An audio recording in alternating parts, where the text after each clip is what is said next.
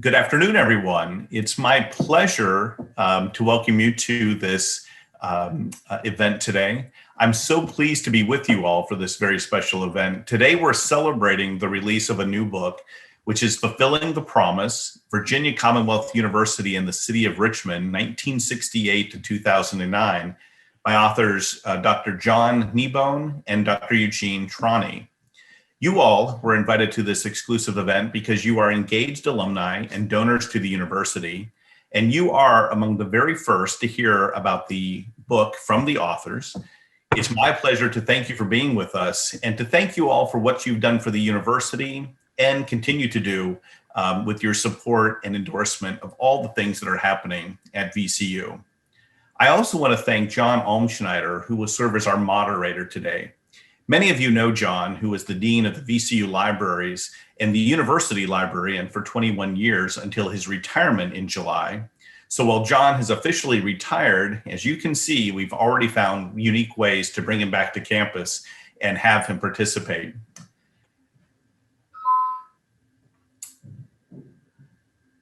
John is going to lead our discussion today with the authors, but if you have a question and you would like to ask it, please put your comment in the chat feature at the bottom of the Zoom screen, and we'll get to as many of these questions as possible during the conclusion of our program. I know that some of you have already received a copy of this book, but I also want to mention that Fulfilling the Promise is now available for purchase through Amazon, UVA Press, and the VCU Barnes & Noble bookstores. And also, the royalties from the sale of this book will go to VCU Foundation in support of scholarships. And so we want to sincerely thank our authors for that generous contribution to our scholarship fund. Now, I'm delighted to introduce the authors of Fulfilling the Promise. They really need no introduction, but let me give a brief background of each individual. Dr. John Kneebone is an Associate Professor Emeritus of History at VCU. He is the author of Southern Liberal Journalist and the Issue of Race, a co-editor of the Dictionary of Virginia Biography Project, and as part of the team behind the VCU Library's Digital History Project, mapping the Second Ku Klux Klan, 1915 to 1940. At VCU, he was the coordinator of the public history component of the History Graduate Program and served 2 terms as chair of the department. Also, in 2019, he received the University Award of Excellence, which is one of the most prestigious awards the university bestows each year to a faculty member. Dr. Eugene Trani is President Emeritus and University Distinguished Professor at VCU. After becoming VCU's president in 1990, Dr. Trani greatly expanded the presence of the university, which became the largest university in the Commonwealth in 2007. So that VCU assumed a key role in metropolitan and statewide development. After nearly 2 decades serving as president of VCU, Dr. Trani retired his presidency in 2009. He's the co-author of a number of books, including The Reporter Who Knew Too Much, Harrison Salisbury, and the New York Times. I want to thank Dr. Kneebone and Dr. Trani for spending time with us today. And with that, I'm going to turn this over to John Ulmschneider. John?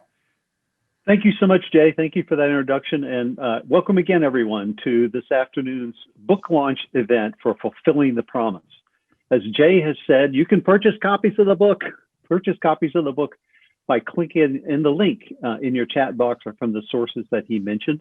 I want to underscore that our authors have generously directed that all the proceeds will go to the VCU Foundation to support scholarships for VCU students. So really, buy a book, support a student. It's a great way to get a hardback bargain. And remember, the holiday season is coming up. I can't think of any better gift to give than this great book, which tells wonderful stories and also provides direct support for students. And I can assure you that once your books are delivered, you will find yourself with a wonderfully engrossing read.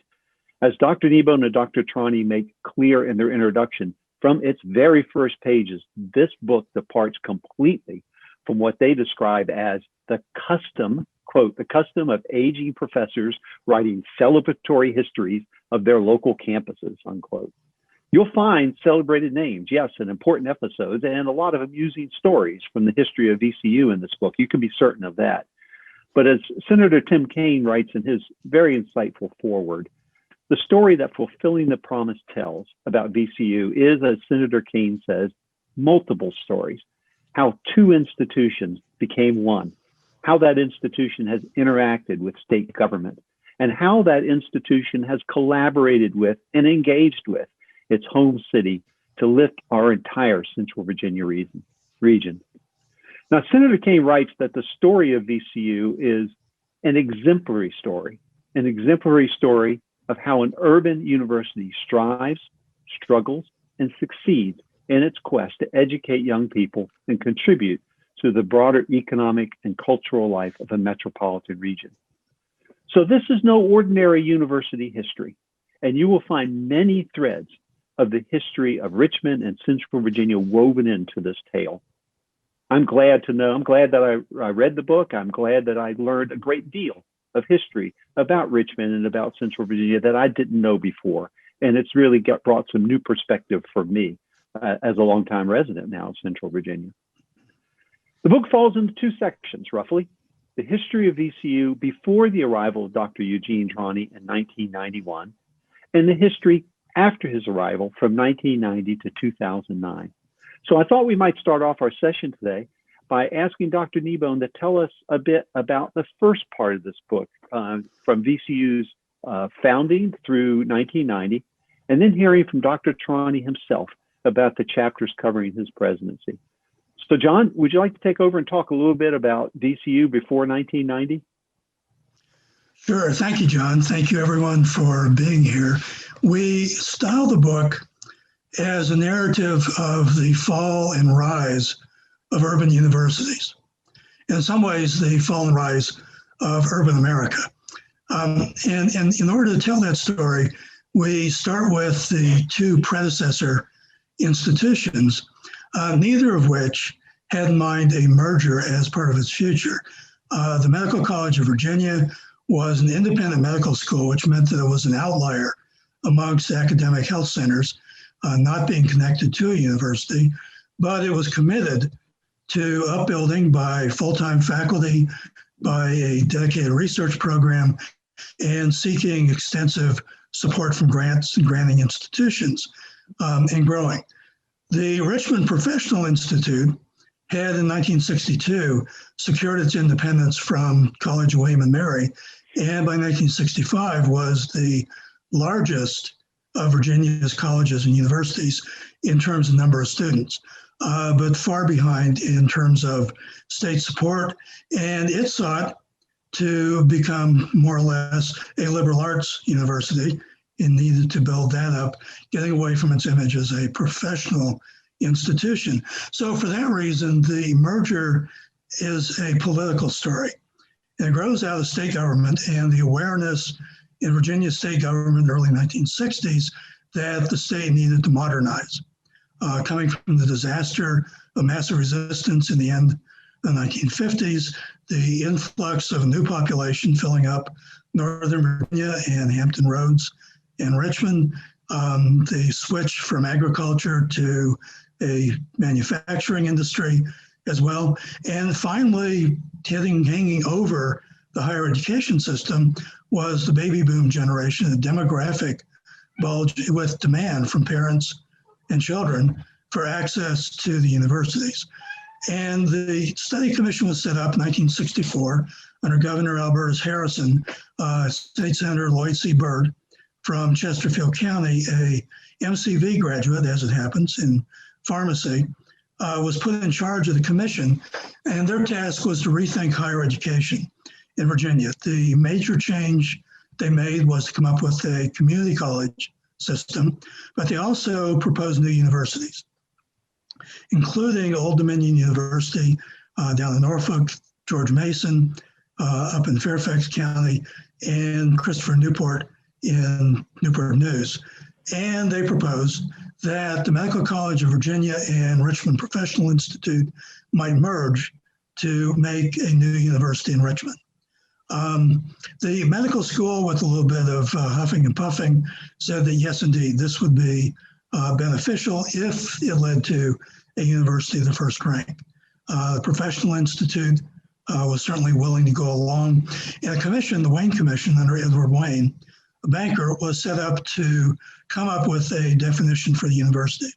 There was a fight over the location. There were advocates of moving the school's location out to Henrico County.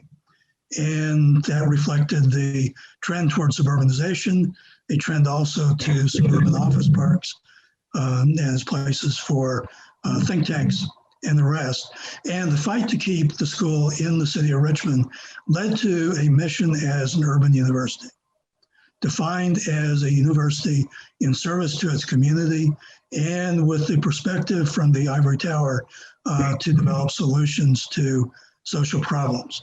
The merger came into being just in time for all sorts of bad things to begin happening. Cities entered into urban crisis, identified with suburbanization, the loss of population. In the case of VCU, Supreme Court in 1968 had ordered in New Kent, Green versus New Kent County, that they needed to desegregate as quickly as possible. And the city began busing in the early 1970s. Also, the city fathers, white city fathers, saw fit to annex 50,000 people from Chesterfield County to restore a white majority in the city. So VCU emerges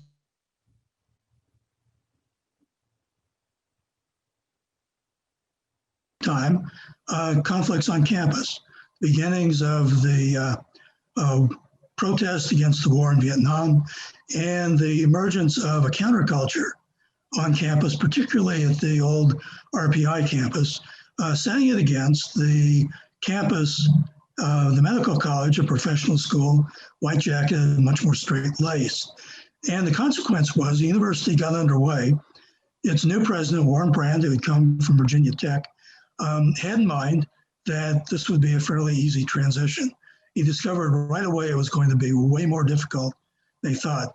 He began telling people they felt like Noah on the ark. He had two of everything. And he was under pressure to organize. The governor informed him on his arrival that the medical school was running a major deficit, and he had to clear that up right away. But the problem was that administrative efficiencies, particularly centralizing, was interpreted at both campuses, but especially the medical campus, as a threat to independence. And they fought back. The presidency was a struggle for Brandt.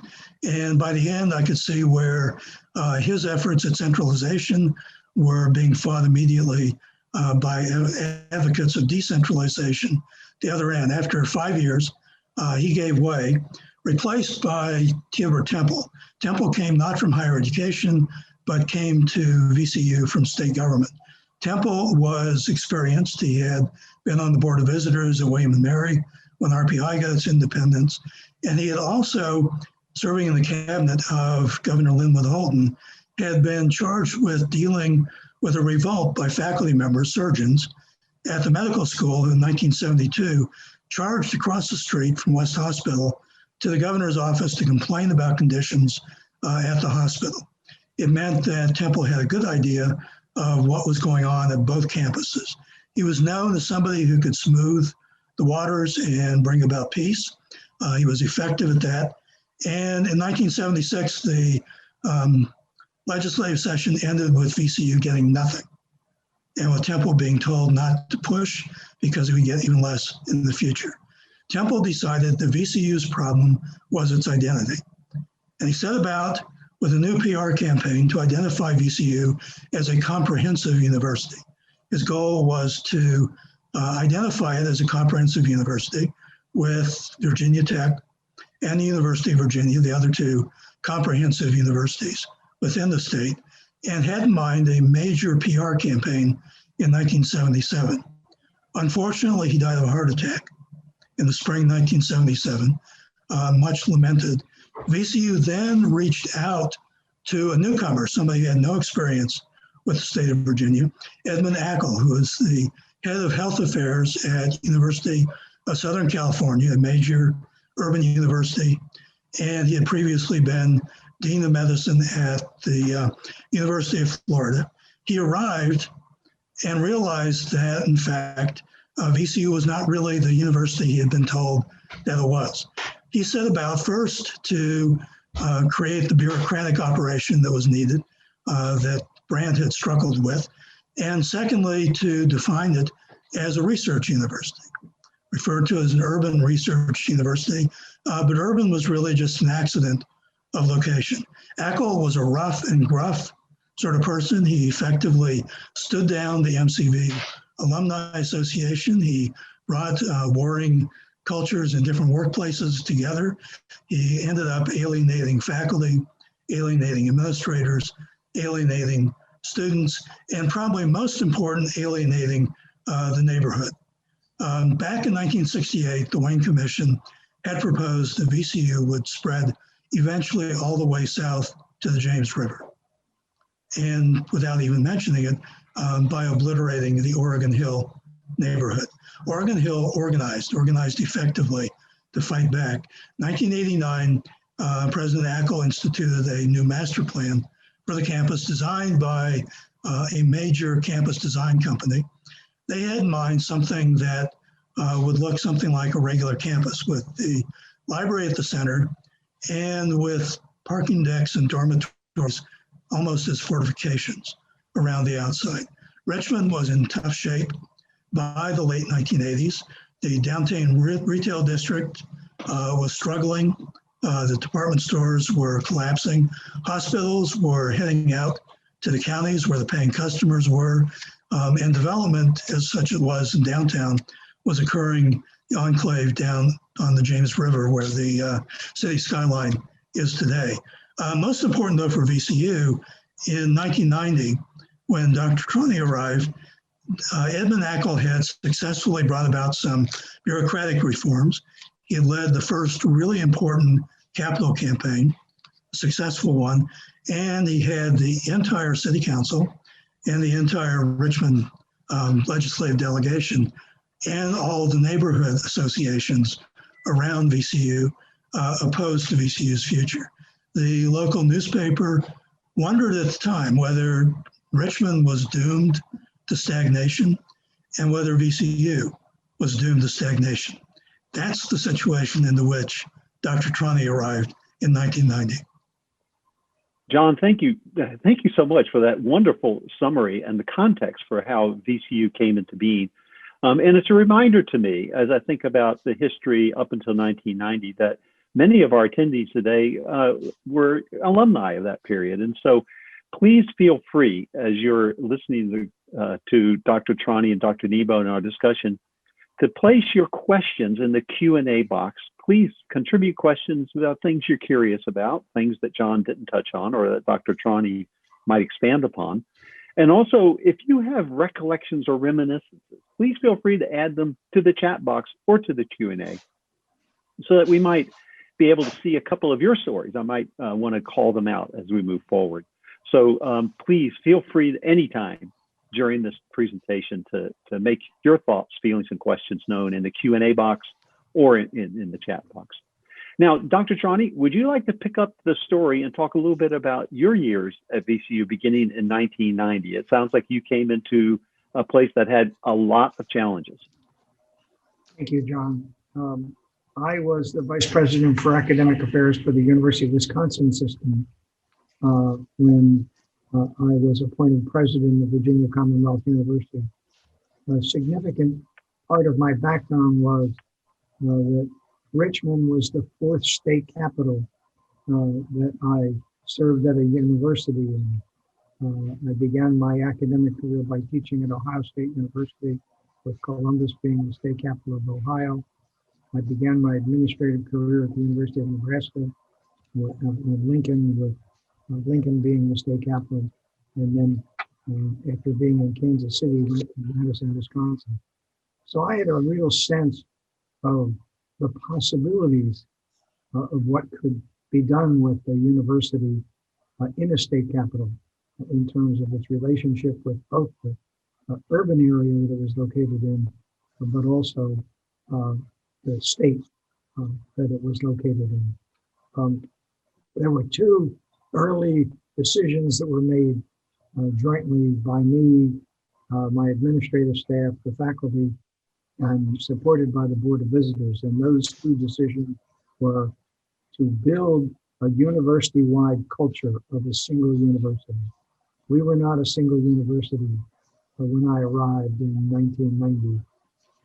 And what I wanted was a single university with multi-strong parts, 2 campuses, what eventually became known as the Monroe Park campus, the MCV campus, with strong academic areas on both campuses, medicine, allied health, arts, social work, and utilizing the 10 professional schools that we had to really create a niche for Virginia Commonwealth University as we marched ahead to the future.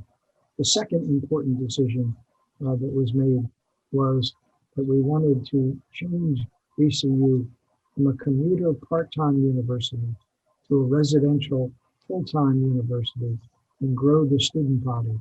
And we eventually grew the student body from 21,000 to 32,000 students, almost all of them being residential students, students who live in university housing or near the university rather than having an overwhelming amount of commuter part-time universities. So those two decisions were really key early on. And then we had to work on the relationship with the community because Oregon Hill, as Professor Kneebone noted, had been very successful in rallying all of the neighbors against Virginia Commonwealth University for its alleged taking the area from the community. So it was not just Oregon Hill, but all of the neighborhoods, the Randolph, to the Fan. At both campuses were opposed to Virginia Commonwealth University's policy. Very important academically for the Monroe Park campus. At the time that I was president and it began early on was to establish a school, now College of Engineering, at Virginia Commonwealth University. Richmond was the largest metropolitan area in the country by a lot without a school of engineering. And the Dean of Engineering, Paul Torgerson at Virginia Tech, had always thought about how can that problem be solved. But Tech had an academic regulation that they could not offer undergraduate education off of the Blacksburg campus. It all had to be on the Blacksburg campus. So the School of Engineering was established in the mid-1990s and went from 500 students to now the College of Engineering has over 2,000 students. It's a modern focused school of engineering, high technology and the life sciences at its core, in all manner of relationships with the medical center, with the School of Medicine, the School of Pharmacy. The most important decision in those years for the MCV campus was the establishment of the hospital authority. Again, mid-1990s, supported by Governor George Allen. Before that was established and it took effect in 1996, the hospital and clinics were a budget cogent in the state with no administrative flexibility, no personnel flexibility, no capital outlay flexibility, no purchasing flexibility.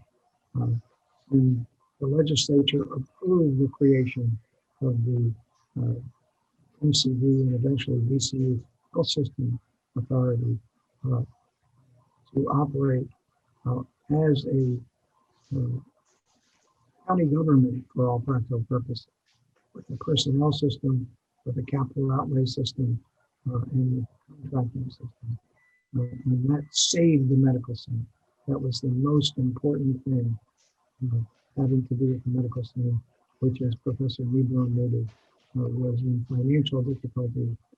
And this new setup, plus the support of both Governor Allen and Governor Gilmore, in terms of the DMAS budget allowed us to turn a profit. And in fact, right now, a new hospital, a new children's hospital, and a new ambulatory care facility are being built down on the MCV campus. But to show you how difficult it was before the hospital authority was set up, it took us 4 years after we had the money in the bank to build the original ACC.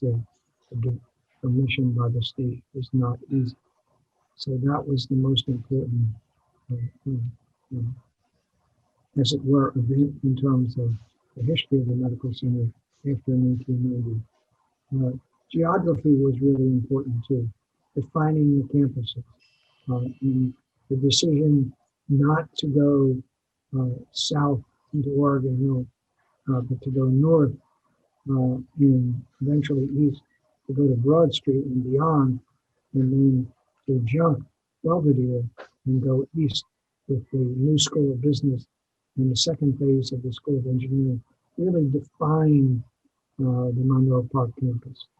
So it stopped at Franklin Street before, but then it went to Grace Street and Broad Street and to Marshall Street.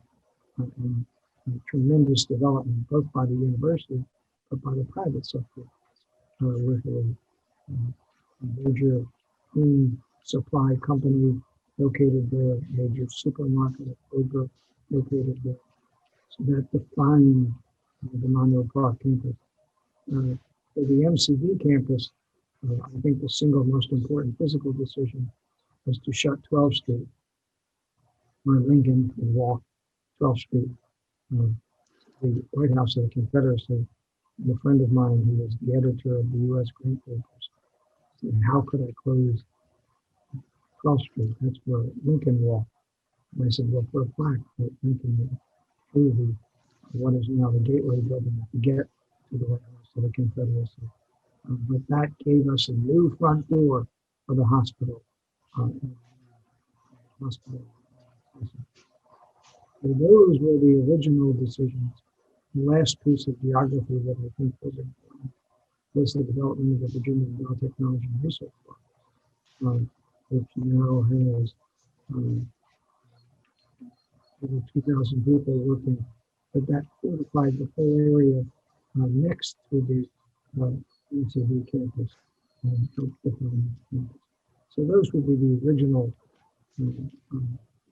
decisions that were made, but the most important ones were to build the university culture and to grow the size of the university. Thank you. Well, thank you, Dr. Trani. That was a great capsule history of VCU since your arrival. And I have to underscore, it's a capsule history. So much happened in the time of your presidency. And so just picking out a few things is very helpful to us, I think. And thank you so much. I'm particularly impressed as I read the book that the vision for growing VCU's physical space was not so much ambition for VCU, but doing the right thing for our region. And in fact, one of the things I was most struck about is a consistent theme throughout the book, and that is the importance of the city's challenges and its evolution over time for VCU's own development over time, and vice versa. I think that was epitomized in some ways by the fact that you, Dr. Trani, agreed to take on the role of chair of the Greater Richmond Chamber of Commerce in 1997. So I wonder if you could tell us just a little bit about how you saw the interaction of the city and the university, and how the city came to us and what we came to them about. Well, obviously, the university being located within the city of Richmond has defined itself as an urban research university with a major medical center. And that turned out to be a very fortuitous mindset for the university. In a lot of cities, the so-called EDS and MEDS, educational institutions, medical institutions, are in fact big private universities. University of Chicago in Chicago, Columbia in New York City. You can go through the great cities of the United States. and find private universities with that eds and med combination. VCU is an urban public university, and that is distinctive. We're a much more diverse university, a much more open university, and it was natural that we would have a strong relationship with the city and with the city manager when I arrived, Robert Bob. He was very much interested in VCU growing and becoming even more important for our community. So that was easy to pick up. And once the ball started rolling with new capital construction and the growth in the student body and setting up the School of Engineering, Richmond became a much more attractive place for workers, for young people to come to Richmond with the focus on technology, both high technology and the life science technology. So as we grew, the city of Richmond got much more stable and began to grow its population again. So I think it was just a good combination of VCU wanting to grow and redefine itself, but the city really wanted VCU to become a major asset. And, our medical center, there is no public hospital in Richmond in contrast to many large cities. UCB serves all patients, and it's another part of the attraction of the university. Is what VCU Health does in the city of Richmond. Thank you, Dr. Trani, for that answer. And I do think you've illustrated something very important, that VCU wanted to grow, but it always did so in close interaction with the city, always keeping goal in mind, the larger context of the civic environment. So, Dr. Kneebone, I wonder if we could go back, because this history of how VCU interacts with the city is so important. If we go back and talk a little bit more about the history of VCU since its founding to 1990, because clearly there were the themes of two campuses.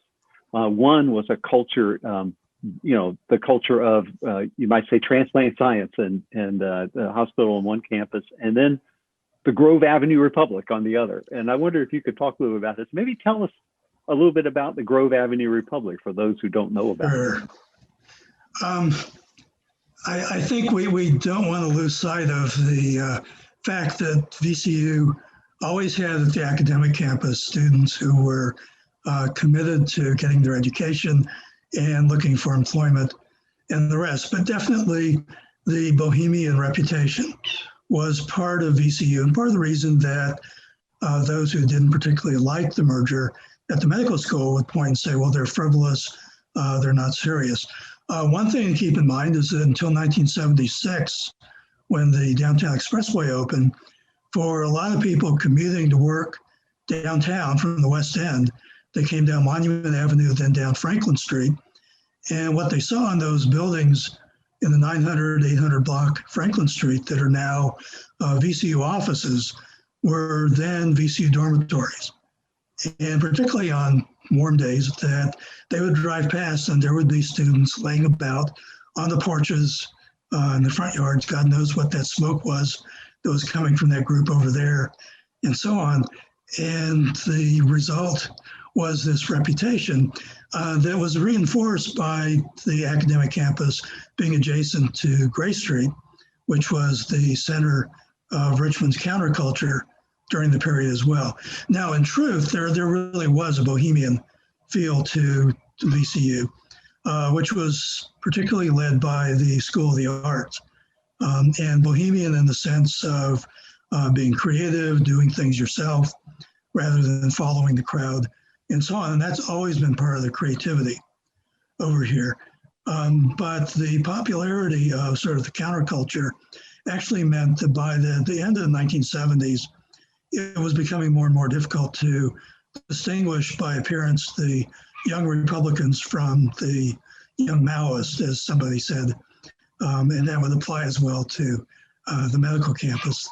But that reputation certainly did matter in keeping the idea that the two campuses were very, very different. One of the things that the medical school was able to do was to identify itself with a little bit of a flourish as MCV/VCU to retain that identity. And of course, there were complaints at the other campus that no one sees signs to identify RPI/VCU. Another problem, and Dr. Trani was certainly concerned with nomenclature, is that unfortunately MCV had become shorthand for headline writers in the newspaper, and it was difficult for them to use VCU as well. But the separate cultures between the campuses could be overstated, but definitely there's a difference between a professional school and a undergraduate focused school, as VCU was at the academic campus. I'd also like to mention that one other decision that I think was important for our relationships with the community was the decision for no football. I had a saying, not on my watch. And I'm a graduate of Notre Dame. I taught at Ohio State. I was an administrator at the University of Nebraska, and an administrator at the University of Wisconsin, all big football schools. But what we decided early on was to concentrate on men's basketball, to build on the foundation that had been set in the first 20 years of VCU in basketball, where there were many successes, but then to really not consider football at a time when other institutions like Old Dominion were instituting football. And we also, the athletic director and I worked and hired a successor of really good coaches, starting with Jeff Capel, Anthony Grant, Shaka Smart, Will Wade, and Mike Rhodes.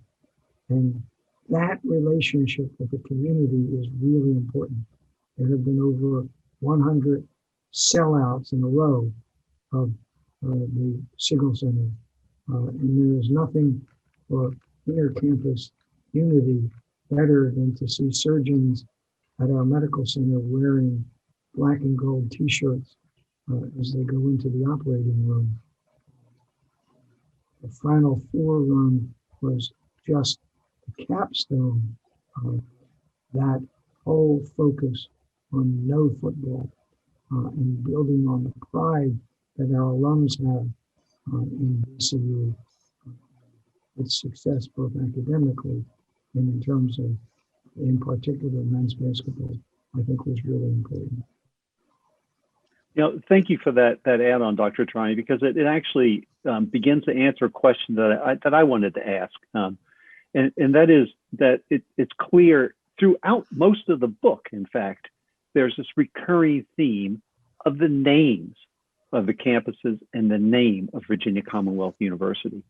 And I wondered if, you know, you pointed out basketball, but I wonder if there's any decisions or actions that you took that helped to bring the campuses together finally as Virginia Commonwealth University. Well, I'll point out one incident that caused the kind of difficulty.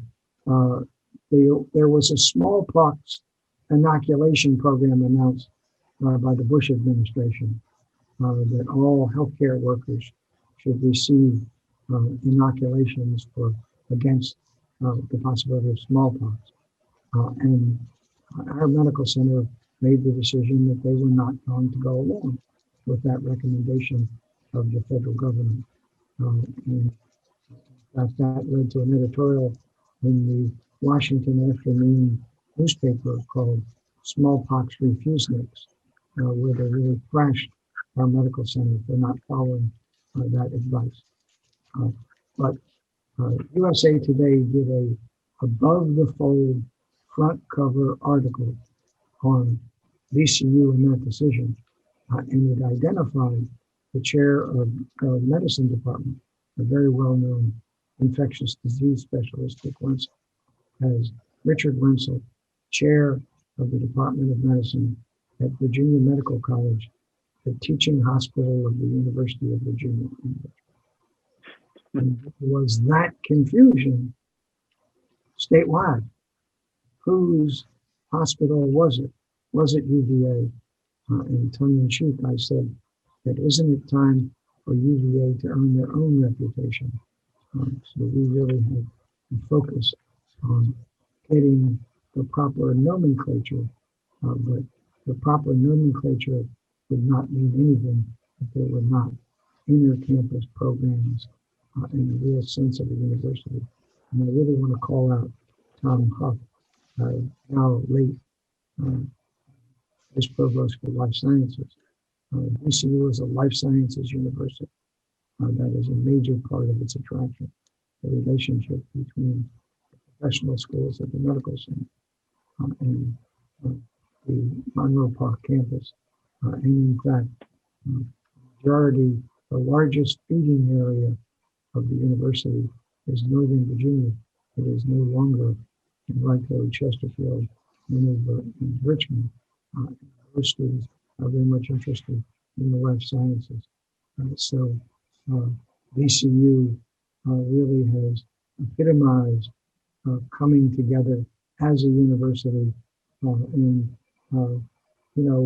the MCV name is really important. That's a major part of our tradition, and we obviously keep it with the name of the hospital and the name of the campus. But we want to be known by three initials, VCU. If the initials UCLA are good enough for the University of California, Los Angeles, then the initials are good enough for VCU, and they are VCU. Thank you, Dr. Trani.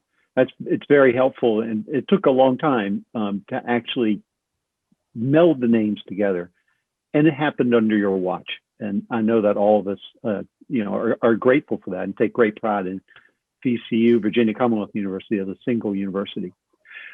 Dr. Kneebone, a question came up in the chat that I think is pretty interesting. One of the things that I learned in reading the book was that the immense diversity of which we are so proud at Virginia Commonwealth University is not a recent thing. That Virginia Commonwealth University, from its very beginning, was among the most, if not the most, diverse institution in Virginia, not just in terms of its ethnic diversity. It had more Black students than any other of the large universities in the state.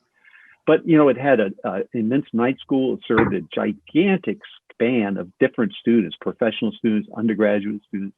It hummed with diversity. So one of the things about the counterculture experience that you mentioned, and one of the questions that came up was, did that counterculture atmosphere take into account or address that diversity? Did it include issues around civil rights and gay rights, dissent about Vietnam, basically social justice issues? Yeah, and John, I actually do think that is the case. Although separately, we do know, for instance, we tell the story of the African-American students, and RPI did have the largest number of African-American students at a non-Black white university in Virginia, that they argued very early on that an urban university in service to its community had to be something other than a place where they were expected to fit in and not to have their backgrounds themselves taken seriously. And out of their protest came the, what is today, African American Studies Department, which took a good while to fight its way through the state's Council of Higher Education, but was always present on campus. VCU was also the Center for Gay Rights students organizations, including a major court case involved the Gay Alliance of Students being denied status as a student organization. This is something of a cover your behind by the Board of Visitors, that they wanted the courts to make them do this rather than take a chance by admitting the group. The group sued, and ultimately in the court's decision, this was a matter of free speech opening up. But soon after, when there were actually open meetings for gay students on campus at VCU, there were students coming from William & Mary, students coming from University of Richmond where they were not. as open and not as willing to let people in. The night school, among the things that the night school offered was courses for women who were, their children were old enough to be going to school now and wanted to return to the workplace, and help them prepare for going back to the workplace. Very much a feminist perspective on economic independence. VCU always had people who were committed to solving problems within the city as well, starting with the Urban Studies Department and expanding outward to the School of Education, to people in all of the other departments as well with research projects. And when Dr. Trani got here, he started a community associates program that included financial support for faculty with research projects that were beneficial to the community. So there's a long tradition of VCU being engaged with the community. And I think we also benefit from our students seeing VCU as an urban place with all of the excitement that an urban place can offer in all of its variety, and a place that is non-judgmental, that is willing to accept them. So I'll leave it there. Well, thank you, John. I know that, and I've seen this in the comments already, that many of our alumni are so proud of VCU's not just atmosphere of tolerance, but the fact that almost anybody could find a place here. So every student from every school, at the MCB campus and at RPI and at VCU as a whole, all could find their place. You know, Dr. Trani, I wonder if I could go back in reading the description of your presidency. You had to make a lot of momentous decisions and take a lot of serious actions. But I wonder if, in all of that, if there were any moments of embarrassment, things that you did that maybe embarrassed you, or that you think back on now with a wry smile. Well, one certainly stands out.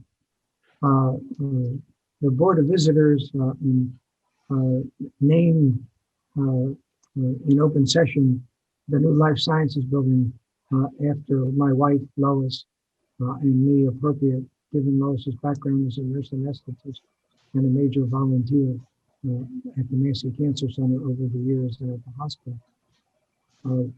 The dedication of the building was to be in late September 2001, and it was obviously postponed with 9/11. It was postponed until November, and in the meantime, a gubernatorial election took place with the two Marks, Mark Warner and Mark Early, and we were fortunate enough to get a commitment from Governor-elect Mark Warner that he would come and help us with the dedication of the Life Sciences building. And so I had one simple task, and that was to introduce Mark Warner and let him give his major speech. And I stood up and I said, and now, ladies and gentlemen, it's my pleasure to introduce the Governor-elect of the Commonwealth of Virginia, Mark Early. And I hit myself on the side of the head, and without thinking, the Governor-elect said, "Thank you, President John Castine, for that wonderful introduction." And everybody thought that that was a setup, that we had planned that. Not at all. It was very, very embarrassing. Now that I've mentioned John Castine, I want to again say that the book cost only $35. And as everybody has said, the royalties are going to scholarship.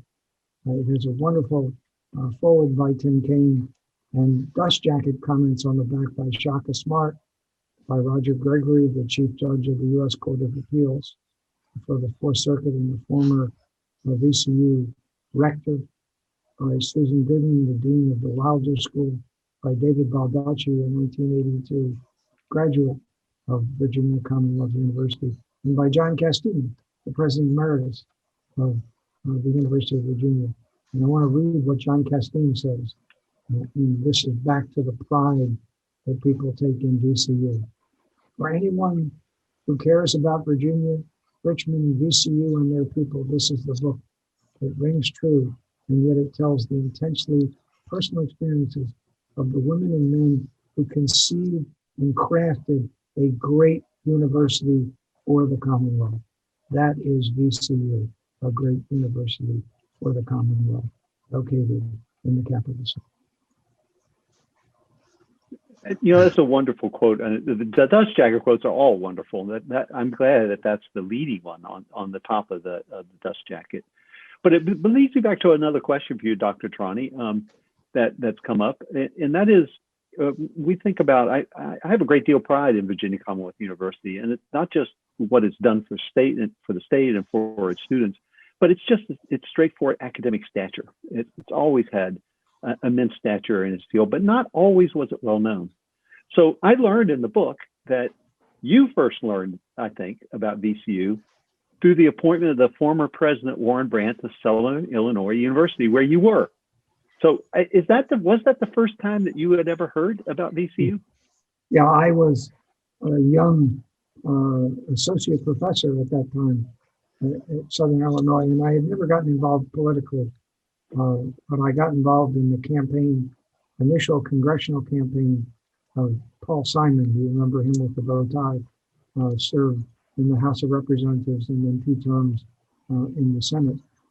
And I was head of his research effort for his campaign, but I also was one of his drivers, and I drove him around at a time pre-cell telephone. So you had FaceTime with the candidate, and we were coming into Richmond from the eastern part of a very large congressional district one night. And there on the sign of the local bank was, "Welcome, President, the new president of Southern Illinois University, Dr. Warren Brandt."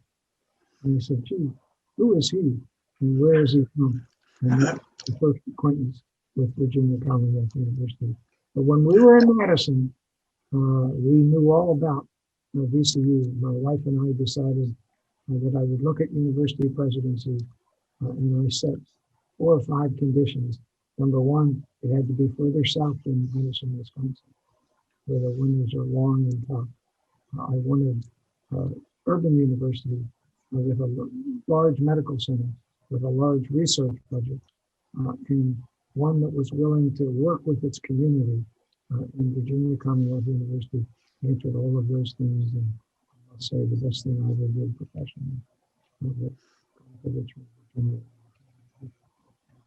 Well, thank you, Dr. Trani. We've had some really interesting memories that people have written in the comment section. One from Jay Albanese. You may remember he says the most wonderful things about you, Dr. Trani, because he said you hired him in 1996 as a department chair from outside the university, and that you had high expectations and were not shy about expressing them.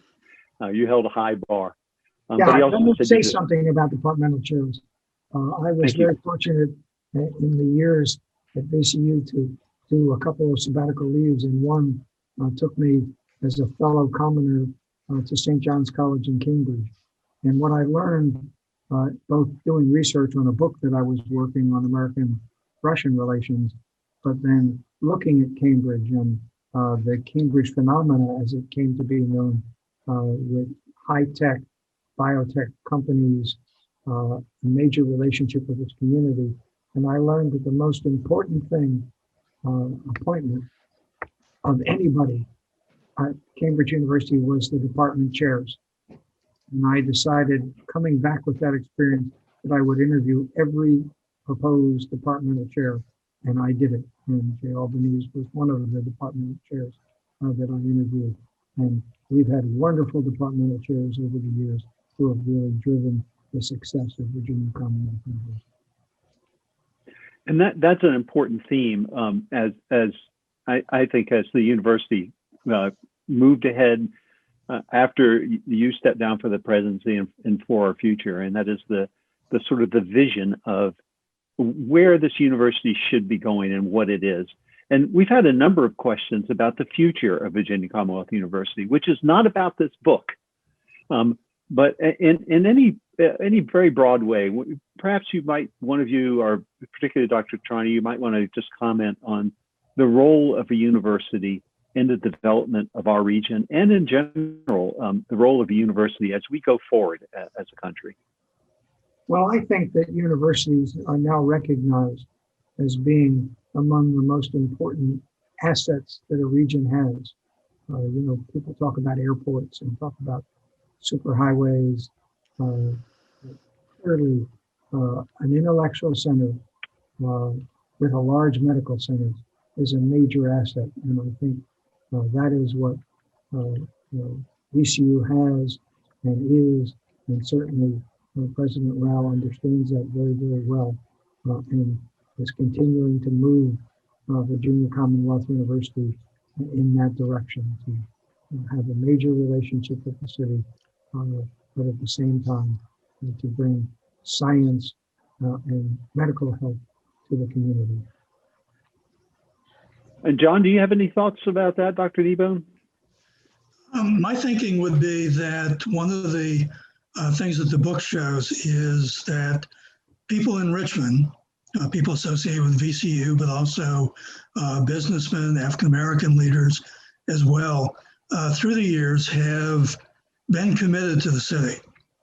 We haven't always done things exactly well, but that the resilience that this story shows is an important thing to think about as one of the assets that VCU and the City of Richmond carries forward into the future.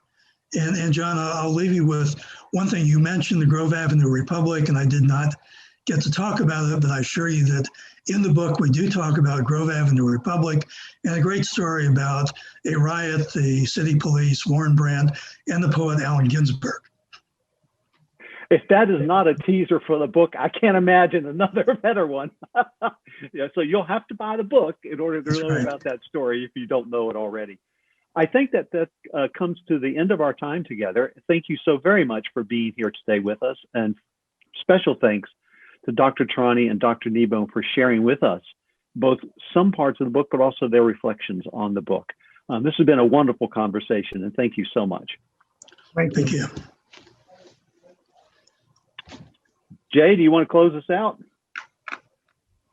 Happy to do that. I just want to thank everybody for joining us today, and then special thanks to Dr. Kneebone and Dr. Trani for sharing your time with us today, and a sincere thank you for dedicating the proceeds of the book to the VCU Scholarship Fund. Very, very generous and greatly, greatly appreciated. Thank you very much for joining us today, and we hope to be able to see all of you very, very soon. Thank you again. Go out and get the book, read the stories, and learn about our history. Thank you.